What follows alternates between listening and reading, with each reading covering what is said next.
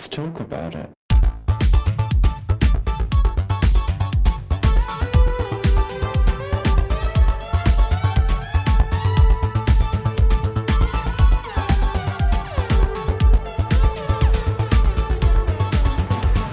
Hello and welcome back to Thicc Radio, the podcast where we talk about gaining, fetishism, and everything in their orbit. I'm James. And I'm Tim, so let's get into it. Today we're welcoming to the show for the first time. Today we've got Coco. Hey. Oh my God, an applause for me. Please keep it going. Don't stop. Yes, oh my god, hi, yes, oh, we love you. Yeah, wow. I mean, I don't know what the crowds in China are but we'll talk a bit about that. But hi, how are you? Oh, I'm good. I was just telling you guys before this. I just finished a show. It's a new show that we just started. It's a Barbie themed show. I mean, let's talk about what China took away from watching the Barbie movie because they did not take away the same message from what everyone else was watching on screen. None of the American Oh producers, my it God. seems. They were like, oh, this is proof we need more toy movies. And then Randall Park had to be like, y'all, it's women directors and women-led stories. Like, this is not that difficult. Things are. I love how Oh God, if they honestly think that we need more toy movies, that means we're gonna get another He-Man remake. there's already. I guarantee you there'll be another one. They're gonna do another like live action one. I mean, the first one was bad enough, although Dolph Lundgren did look fucking amazing. Today we are talking to the amazing Coco, who is. I mean, every time I describe you to people, I feel like the descriptive list just goes on and on and on. You're a gorgeous man of color from America, living in China, doing drag, but also a merman. It's just like, if there's anything else that you want to add to this illustrious, like, lengthy description, please speak now, and we'll wrap it into the show. And now, now I'm just thinking I do too much. Now, now I see why people, when I yell at people that they're not doing enough, I'm like, oh, maybe it's me. Maybe I am the problem. Okay, know what? Yeah, I think I do too much. It's fine. That's perfect. We'll cease the list there. We don't have to continue with that. Well, we're Oh, ending the list there for the moment, but you do all these incredible things, and really that's why we wanted to bring you onto the show, because of course you are also delightfully thickums and just operating in a space in the world, being fantastic, and just I think people need to know more about you. And so really, that's why we want to bring you on today, to just lift you up and tell the people listening to go and support a bitch, because it's worth the time and the money. So, are you ready to get into some questions today? yes, I am. I'll take the shoe wheel for 500, Alex. So, following on the theme for 500, we have, so you're currently living in China. What prompted the initial relocation? That's a really good question. Why the hell am I here? I after college, there was there was a massive recession when we went into university, and I was, oh God, what year was that? 2009 was when I Yeah, started the university. yeah financial Yeah, and I crisis was class. happened 2008 to Yeah, yeah. 2009. And 2013 was like still in repair kind of a situation. So like once the graduation happened, I was like, all right, I kind of need a job. We need to like sort this out. But the job market was like oversaturated. So I decided to, you know what? I went on Craigslist and I just started looking for random jobs. I do love a Craigslist job. And I found one job that was like, we're looking for mediators in several countries.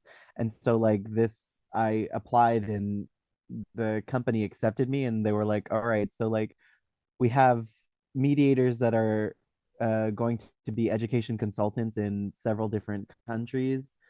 And of the five like continents that we have, like Europe and South America and North America, the only one that's left is Asia. And we're like, oh, you wrote on your resume that you took Chinese for like 7 years, which I didn't remember shit of Chinese. I think after a certain point, you're just like, I don't need to remember this. I'm never gonna go back to China. There's no point in that. But then the company was like, "Oh, it's fine. You'll be okay." And they just threw me in China. in Wuxi, China. And so I would travel back and forth every 3 months. I would be there for 3 months building an international program at several different schools. And then I would come back and then do work here and then go back and do more work there. It was a lot of back and forth. And I helped establish like different international schools in like a variety of different East Asian countries. So like South Korea. But for the majority of my work, I was in China. And so like while I was in China, I was like, oh well, you know what? I gotta not be here for a long period of time. And then I was in Shanghai one day and I was just like, this is a nice place, but there's no like art stuff. And so like I found one drag show one time and I was just like, oh my God, this is incredible and amazing and also really, really bad. And so so I went in and I was like, I'm gonna do one show, and that's where everything kind of took off. I don't know many people who think like China is the place to go to, you know? So it's kind of cool to learn that like there's that kind of basis of like, that's why we started and why you wound up in that part of the world. But as you say, Cocosanti is really where things start to kind of move forward for you with this art and doing different bits and pieces. And in terms of China, I'm curious to know, like, what was your biggest expectation of China that was affirmed for you? And what was the biggest expectation that you had challenged? Because I was fortunate enough to study in China in 2007, 2008, when I was in high school, I kind of got over like any kind of culture shock that would have occurred beforehand. Also, like because my sister school, my high school sister school was in Beijing. Beijing is a little bit more, it's much more New York than it is LA. You know what I mean? It's very aggressive, and people are very aggressive in your face, and they like will tell you as it is. And I love that about Beijing. I really do love Beijing. Um, and so I was uh, anything that I could ever experience in terms of like cultural shock, I was like prepared for when I returned, but I didn't really experience anything out of the norm. Actually, moving to Shanghai, I was very much I was very much shocked about how many how international the hub it was. So like this city is so it's mainland China, but it's so closed off from the rest of China. I never refer to it as like all of China because it's so culturally different from its own in its own way. So like there's nothing I can be like shifted. I always tell people if they want to visit China and they want to like slowly ease themselves into it, Shanghai is the place to start. You start in Shanghai and then you like slowly work yourself out. If you want to be really shocked going in, go straight to like Beijing or Guangzhou and you'll be like, oh God, what the hell just happened here? To cycle back to your drag, so you go by Cocosanti, and Whoop, whoop. I just want you to tell us, like, so who is she? What does she do? Is she a look queen? Is she gonna be on? Well, she can't be on Queen of the Universe now because they canceled it after season two. But like, are you gunning for like a Drag Race Asia franchise? Like, tell us things. Queen of the Universe. My best friend, Wu was on it. She was on season one.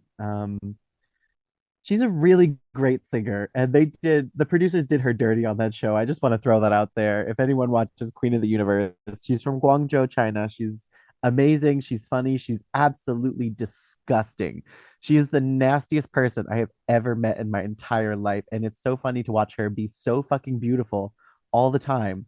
And then she'll turn around and say like, I was watching a scat video the other day. And I'm just like, what the fuck? Where did that come from? Why does this happen? She's great. She's wonderful. Follow her if you can. But she is like she's the introduction to like Western television in China. And it's really great that she's been able to do that. Me personally, I'm not really a competition person. I've done a couple of competitions. I won one. Hey, what's up? But like I'm just not I enjoy entertainment and I enjoy theater and I enjoy performance. Coco Santi is not a look queen. I will never ever be a look queen. I think to describe like China's drag in a nutshell, China is like 97% look queens, and that's a beautiful thing. Like you walk down the street, these bitches are gorgeous. They know how to do their face. They know how to like, well, they don't know how to do their padding. That's my thing. but like they definitely know how to like, put on a lash very well. They've got installed wigs, they know what's up, they know how to like tuck shit behind every kind of nook and cranny they got. But I heavily rely on my ability to perform, and I heavily rely on my ability to entertain. And personally, I'm an individual who likes going to a drag show and not just looking at something and being in awe. You know what I mean? Like I don't want to just sit there and look at something that's like, oh, it's another skinny bitch walking around and pointing on the stage. I don't want that. I'm tired of that. I was tired of that when I started drag, and I'm still tired of it now. But, when I go out and I perform, I'm doing it as my character, Coco, and I enjoy my character. She's just an extension of me. She just actually everything that I say and think and have already done in my life, when I say it as Coco, people always laugh about it. But if I say it as me, they take offense to it. So I just kind of use Coco as like a language translator for a lot of I like that. cases. And I mean, we, Yeah. we talked about this a little bit before because you are friends with Turing from season one of Drag Race Philippines, and bitch, when I tell you, I live for that hoe because she is the reason that Pop Off Ate was such an incredible song. Honestly, in my opinion, like, and I know they do like a lot of music on Drag Race now, and it's hard to keep up, but Pop Off Ate has to be one of the best tracks produced on Drag Race on any franchise ever. So if you haven't heard it and you haven't seen it, please go do because that's fantastic. But Turing's a big bitch, and Tim, because you're from Cleveland, the only queen I believe on any Drag Race franchise ever that's from Cleveland is Akasha from season one. Yeah, that's we've only had the one. But I mean, she's a pretty fierce performer. Like Yeah, she always has been. she sent Pork Chop home. She sent Tammy home. Hmm. And I think she sent one other. No, no, sorry, she didn't. She sent those two home, and then Chanel sent her home on the third. Girl, Yeah, why do I remember this? Why am I? I don't know. I don't remember it. Why I am I? remember she was on it, and I remember that she didn't really get to do a whole lot. Like she didn't get to show what she's actually capable of. Like you guys should see her when she's actually dressed up as Akasha from Queen of the Damned. Like she's got the whole nine yards. She has the whole costume, and like she really looks like Aaliyah when she paints herself like that. So on that topic of drag, like, how would you? Because I know you said that China drag, and to a wider extent, I suppose Asian drag. Because we had the same conversation around touring when we were watching Philippines. Asian drag is very focused on like the beauty aesthetics. Like, how otherwise does it dip? I say otherwise as if American queens are busted. But how does it majorly differ from American drag? The US is just a massive country. I think people always take it for granted because, it's a shit country, but it's a massive country. And I fully understand when people like decide not to travel outside of the country because we have so much geographical difference in each of our states that like people can go to, a Mediterranean spot like in Florida, or they can hit up like a cool beach in California, or maybe they can pick some blueberries in fucking Maine. All of our, there's just so much difference and not only in our geography but like in the makeup of our states that like everyone has a different mindset like for where they come from.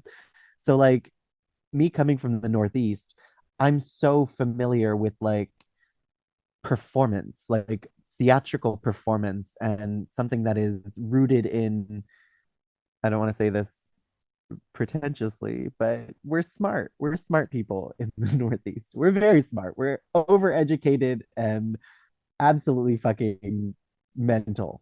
That's the Northeast. We're miserable all the time and we hate it. But hey, you get some of the best drag queens from the Northeast, from New York, from Boston. Boston, what's up? We got Jujubee, we got Katya, who I saw when I was younger. And trust me, if they had like 100% potential to do whatever they wanted on like RuPaul's Drag Race when they were on the show, they probably would have won. Because there are times like there's just nasty ass performances, and that's what I love to see. I love to see like gritty shit. You know what I mean? Real conversations on stage, a conversation that's political, that's irreverent, that's like so strange and like out there. And then you can easily go to the West Coast and then find like queens that will just like graze across the stage and just look so fucking magnificent that it's hard to keep your eyes off of them because they're just so like beautiful to look at. They're all models, they're all plasticed out. Or you can go to the South and see like a fucking beauty pageant where they will literally stare daggers at each other. And that's my favorite kind of like drag competition is those beauty pageants because those bitches look like they're ready to fight on stage with their big ass bouffants. Oh my God, they're so good. So we just have such a great collection of drag and drag artistry in the US. When it comes to your drag, do you feel like there are aspects where you've had to either make yourself more palatable to local audiences, or have you been more inclined to challenge local audiences with your drag? Well, first and foremost, I'm an educator because I have my master's in education. So I care about what people are learning. And also, I just don't give a fuck. I'm very much like, this is what I'm gonna do. This is what I'm bringing to the table. If you don't like it, I'm sorry. You don't have to pay me. You can find someone else, but there's no one better than me. Um, so my like I started doing bearded drag because I missed like what I saw back home. Like people were less concerned about the aesthetic and more concerned about like the performance. And so when I started doing it here, I kind of introduced, this makes me sound really high and mighty, but I really did introduce like a lot of an alternative form of drag to the scene in China. And that really kickstarted a lot of people doing more and more varieties of drag and being introduced to like other things before, before they started seeing Dragula or even Camp Wanakiki. Like uh, this kind of like kicked it off for a lot of people, and it was nice to see people like it still is nice to see people experimenting with their own form of drag. But to pivot Yeah. here, you are also a merman, which how, how'd that happen? Well, after the first lockdown, I was like, oh God, I just want to do something. And so I just did mermaid mermaiding.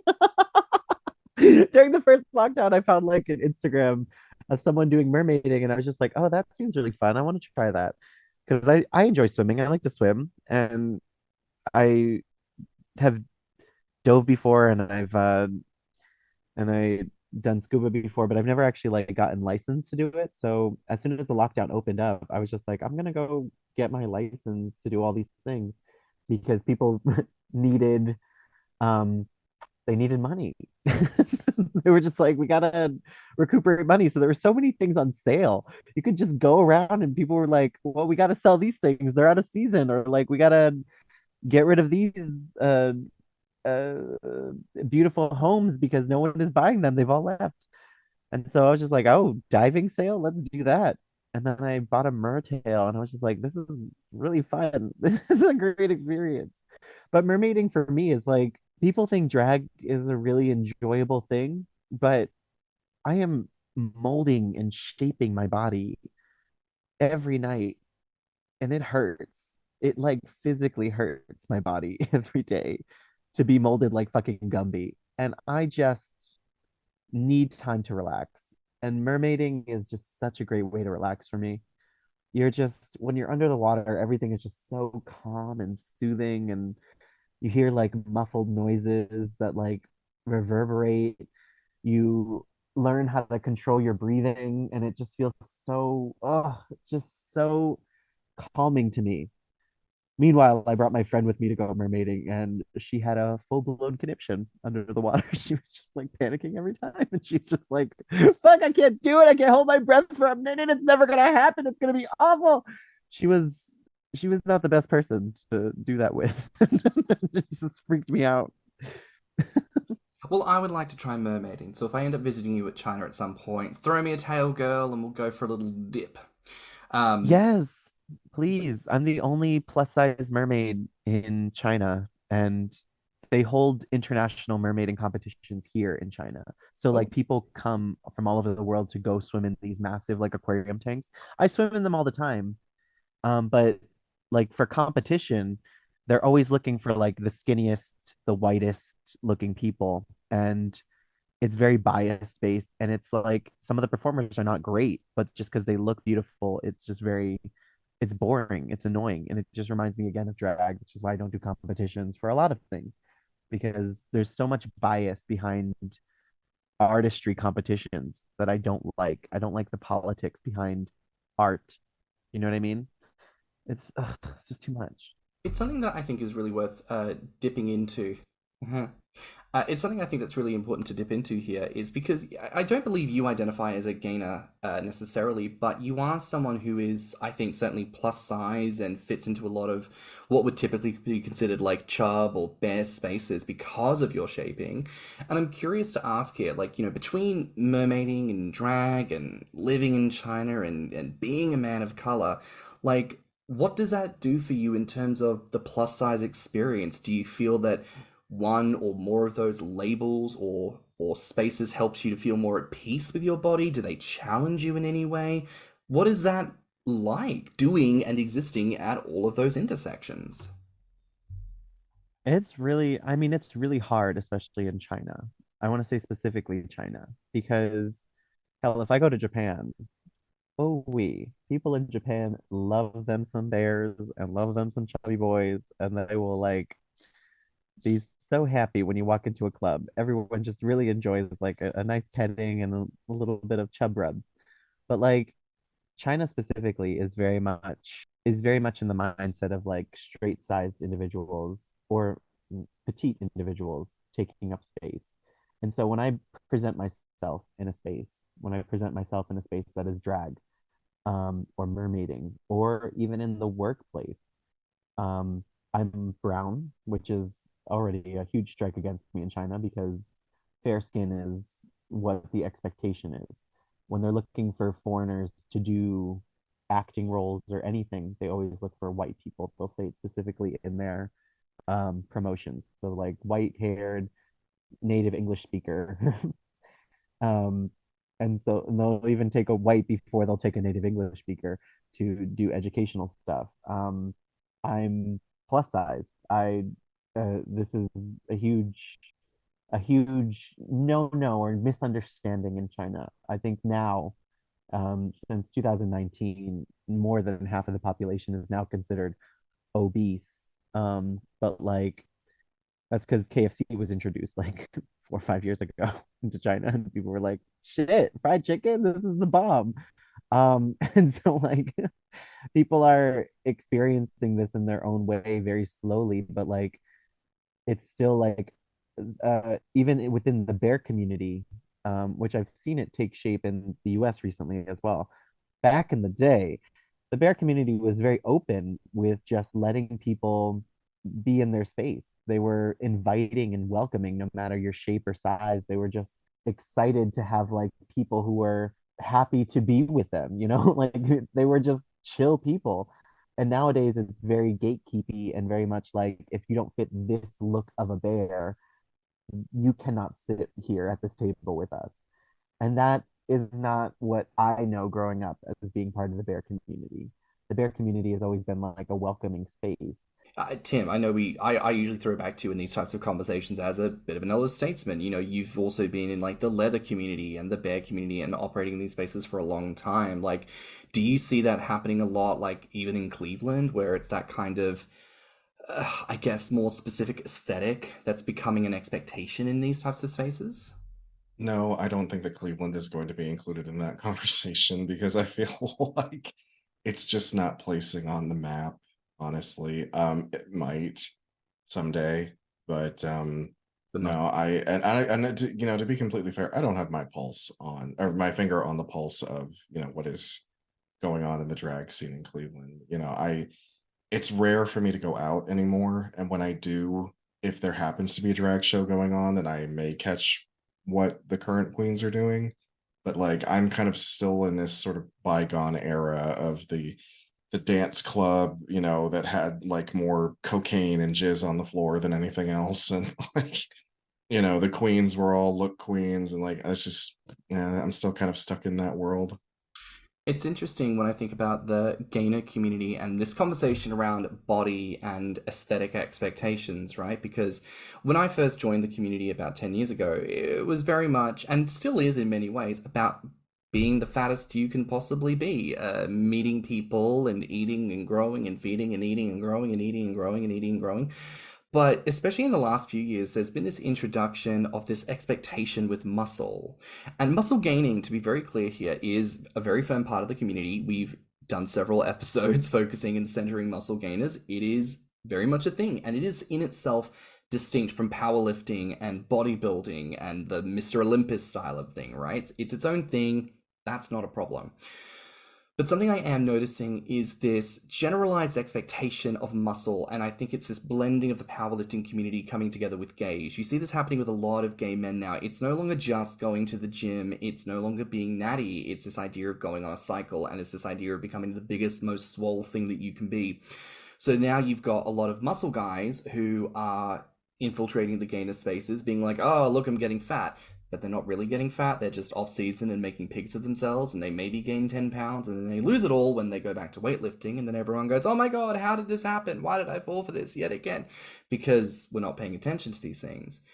And it's something curious, I think. Like, part of the upsell of the gainer community, and I think for a lot of plus size people, because there are a lot of civilians, right, in the gainer community. I think the upsell is that it's a community that basically says you could be pure blubbery fat with no intention to lose weight, no intention to go to the gym. You just want to sit on your ass, play video games, and eat shit all day, and people will love you for who you are. And that is absolutely true.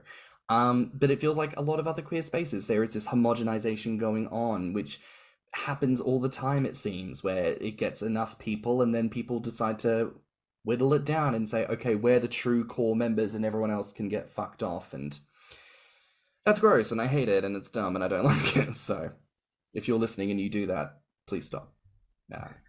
Bury that. But to circle back to the mermaid thing, so you've been a mermaid then for just a couple of years. Like, what actually goes into mermaiding? Like, obviously we see the videos. Like, you whack on a tail, you go for a little swimmity swim, you're sort of paddling around in the pool or the aquarium tank. But what else is there to that? Or is there anything else? Are people reading too much into it? Are there too many expectations? Do you have mer sex? Like, what's the go? Oh, I never even thought about that. Like, I mean, I don't consider it. I mean, I'm not trying to make a big generalization towards the furry community, but like, there's no sexual component. As far as I'm familiar with it, there's no like sexual component to like the merc community. I mean, there probably is. There's probably a ton of, like fish fucking underwater somewhere. I'm just not But what if you don't privy to live near that. a large body of water? Is it just the two of you in a bathtub rubbing your fins together? Going, More like a oh no, the Because condensate. that's gonna get really like you're gonna get water all over the floor. I mean, that's true. That's why they usually use like a puddle on the side of the street. Usually a pothole puddle is really nice. Yeah, yeah. People Oh go the puddle. no. Is do you say or nor a lot or not? Oh no. No, I have an Australian friend here, and her daughter has an American accent for some reason, even though both of our parents are Australian. Oh, But that's every time she says, "Oh no," it's always that, and especially when she gets splashed with water, and she had to break that down for me. And then we ended up watching all of H₂0, and I was like, "What the fuck is this?" you don't know. You are not a homosexual until you've seen H2O just add water. It's so gay and it's so Australian. And it's Okay. hilarious because I was 10, 11, 12 years old and like operating in those areas as a child. So, I've seen the people that are around there and they've sat on the beach so long that they've bleached all the intellect out of their brains. But that's surfer's paradise for you. But so Okay. mermaiding, like I've and Yeah. again, there's a separate Instagram for this people, and when we get to the socials at the end, you'll see because our good girl Coco looks so thick and so juicy.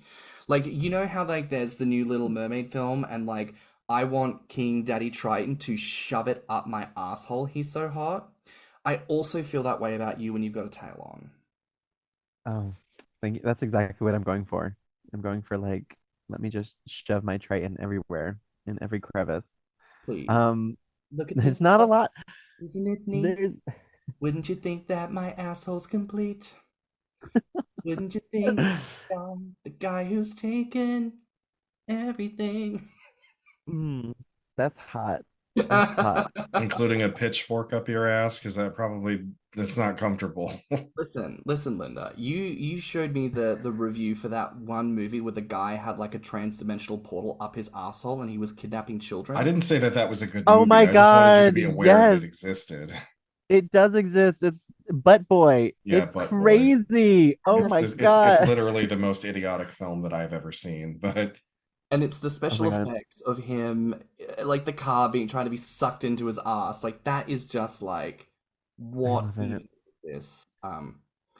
I love bad movies. If you guys ever decide to do thick movies and a bad movie, or thick movies, yes, that's what you should call it. Just watch bad movies while eating. That I will be down for that I've podcast. been wanting to do that with him for a long time. Like I said, the next thing I want to do is some kind of review series because there's a lot of films he still hasn't been introduced to.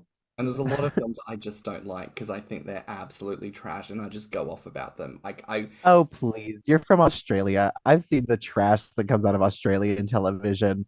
What was that TV show? The Tribe, was it? With these like fucking feral children running about and like throwing shit. It was like They the did a Grapes they of they did a Wrath. Lord of the Flies TV show. they probably Yes, but in Australia it was terrible. It's I never Australian saw that. television. I heard of it. I'd never seen it. Yeah. Listen, girlie. I grew up in the '90s, so I grew up on Ocean Girl. I grew up on Parallax and Round the Twist, bitch. So like we got the best of it. Don't you be These coming for my don't Round the sound Well, any yeah, better. well, I grew up on Are You Afraid of the Darks? And yeah. Well, you haven't seen any of American Nickelodeon television shows from the 90s, so Which, once again, if you guys are going to be reviewing any of those, please let me join in on one of episodes. I will be very Twist. willing to watch it. Well From then, Hey Arnold to Are You Afraid of the Dark is I'm all there. I'm Arnold. there. Arnold was like, But I've always wanted to live in Arnold's room. Like that was so cool. Like the skylight and everything. I got excited when I found out that all that is on Netflix. This is yeah, unfair. This is unfair. Yeah. and the good seasons too, not that shit that happened later on. Oh, you're talking about when the redhead from Pete and Pete joined the cast? Ah, no, not that one. No, he was fine. There's Oh, later. There's later than that. It's much oh, later. was that It when gets better. Jamie Lynn was on it? Yes, yes, Yeah, that was a bad yes. season. Oh, That just was unnecessary. speaking of which, do y'all, and now Tim, I've told you about this, but Coco, do you listen to the Vulnerable podcast by Christy Carlson Romano? I do not. Oh my Should God. I? You should. Chrissy Carlson Romano, aka Kim Possible Bitch. So I basically, know. a podcast where she's interviewing people who are like either former child stars or like, current TikTok stars, but they're very, very young people. And it's a lot of it kind of unpacking what's it like behind the scenes. And so, like, there was a really awesome episode with Corey Feldman, a really cool episode with Mara Wilson. And she recently did one with Annalise Vanderpool, aka Chelsea from That's So Raven. And they've now got a new podcast together themselves. Like, it's just really, really interesting. A lot of that behind the scenes tea, especially when they talk about drug addiction and alcohol problem and like how things for child actors just are not stacked up in their favor to have any kind of success on that Mm. front. Very, very interesting stuff. Very, Oh. very much the deep dive worth the listen. To circle back, I do want to ask here, being is being a merman basically water drag? I mean, everything is drag, right? RuPaul said that. Everything is drag. I'm naked right now, so I have no drag on. But I do believe that, like, whatever you're donning, whatever clothing you're putting on a mask to prepare yourself for the world. So I guess, yeah, I'm merdragging a little bit. Um, and I highly recommend, especially if people love the water, to just try mermaiding. It's just so chill. And it's so different from just like regular free diving. It's so different from scuba.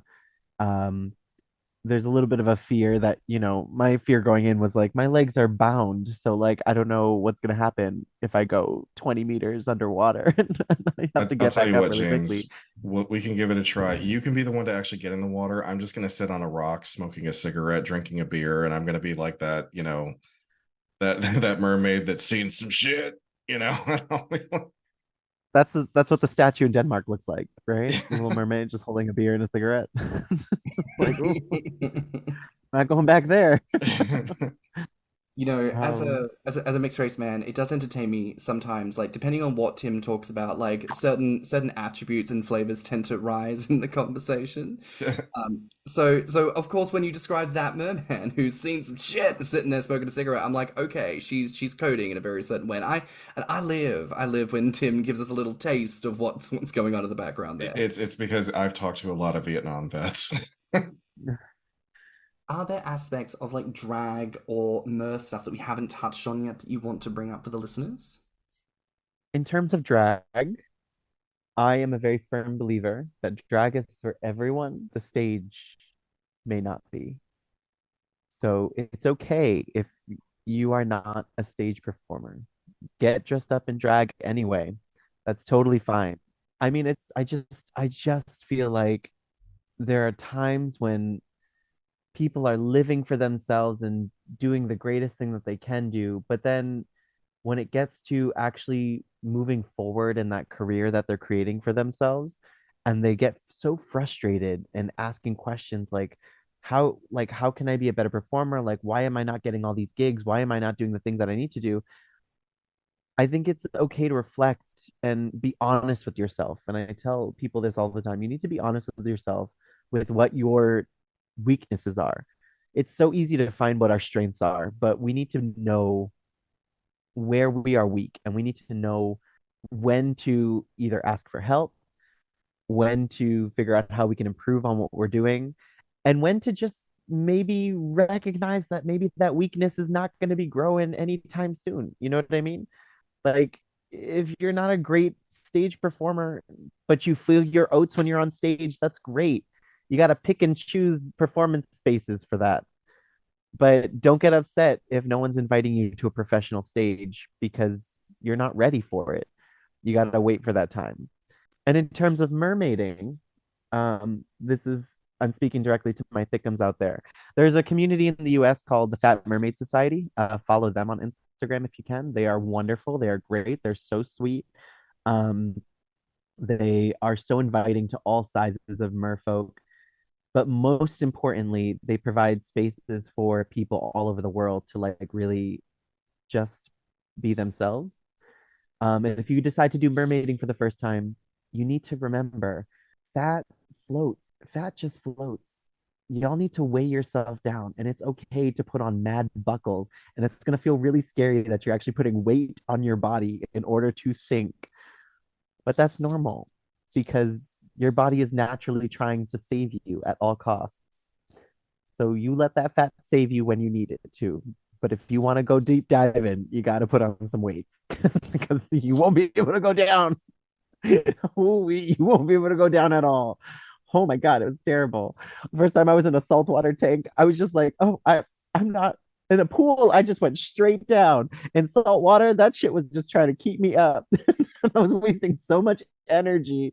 And then there was a shark coming, and I was just like, nope, this is where danger is. Wait a minute, they let you swim with sharks?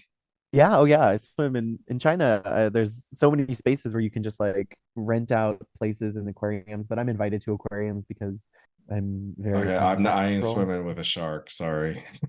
But no, they're totally fine. They're Yeah, so I sweet. know, but It it's yeah, I've seen every Jaws movie and every open water and that stupid Shallows movie. I ain't swimming with a shark Coco it's baby, okay. Don't worry about it. Coco baby, I've told this one about taking him to Australia. When I tell you this grown ass man, because everything in your country wants to kill you. The birds, That's the insects, the reptiles, the mammals, everything wants to kill you. that's actually true. When I went to Perth, when I saw that fucking, we went to a I don't know, a reservation or a zootopia kind of fucking place. They don't call them zoos, but it's definitely like a zoo. But like there was just a cage, like a wire cage that separated me and this bat that was the size of my fucking forearm. It was massive, and it was just hanging out, and I was just like, that thing looks like it will eat me. That was a massive bat, and I don't understand Australia or why they exist in general. And I find it so funny that y'all are just like, don't bring anything into the country. We don't need like rabies or like a heaven forbid you bring a peach into the country and then you ruin everything that we have here. I don't know how the rest of the fucking things that live there don't ruin everything that you have there. They're crazy. It's crazy. It's too much. It's too much. Got to get rid of them. Australia is a lot. Not gonna lie to you. But And I'm telling you, the first time that a magpie dives at me, I'm taking a baseball bat to it. good luck. The baseball bat won't survive, but good luck to you. Oh, no. I will prove a point to that bird. You will not attack me. You're so cute. You think you're gonna prove a point to a Okay, that bird has never met me. Okay. That's what I'm saying. That bird has never met me. That bird might meet its match. Girl, you so cute. But listen, Just don't let the passivism fool you. I'm not an easy win. come on, nutty professor. Come on, grandma. I knew what you was quoting.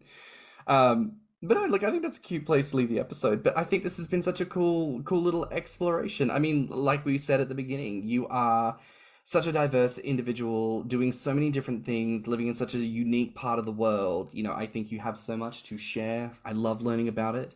And I think if there is one takeaway that our listeners can take from this, is that you can be big, beautiful, and do it all. You don't need to allow any expectations of society to prevent you from doing the drag you want, doing the art you want, going swimming, doing anything. You can literally have your cake and eat it too. So, dear listeners, I hope you have enjoyed this week's episode. But for now, Coco, my darling, where can our listeners find you online? And make sure to give us the socials for both the dragginess and the mermaidiness. You can find my drag Instagram at freshcocosanti. And you can find my mer Instagram at orca_royalty. But do you have anything else you want to promote? Do you have any shows or any live streams or any Patreon OnlyFans? Any What are you guys coming to if anyone comes to China anytime soon, just message me, DM me on my Instagram. I'll get you a free ticket to a show. Come and see my fucking shows that I sometimes really hate to put on, but I have to do it anyway because it's my working job now. I don't have any OnlyFans. Should I get one? Should we have I one? would like you to, but I feel like I've expressed this to you before. Like, if you don't want to bother with that, just use our DMs as your OnlyFans Totally fine. base, and I will happily provide constructive feedback, which will basically just be me doing like the hot face icon every time, just like Perfect. But that's a wrap for now here on Thicc Radio. Please remember to like and subscribe, rate us 5 stars, and leave us a good review. If you liked this episode, the podcast, or just us in general, share it with your friends and encourage them to tune in. You can find me on Instagram, BeefyFrat, Stuff and Show, and Oh My Dom at stannnum. And you can find me on Instagram, Twitter, YouTube, TikTok, and BeefyFrat at ThiccyMouse. You can also look us up on YouTube and TikTok at Thicc Radio, or at our website at www.podpage.com/Thicc Radio. If you want to submit a voice note or become a supporter of the show, you can find the links in the show notes. And if you have any questions or ideas for episodes, you can reach us at thethickradio@gmail.com. So until next time, bye, Fats. Bye, Fats. Bye, fats. Bye, fatties. I love you all. I want to smush you all. I just wanna lick them. That's what I want to do. I want to lick everyone. Let's talk about it.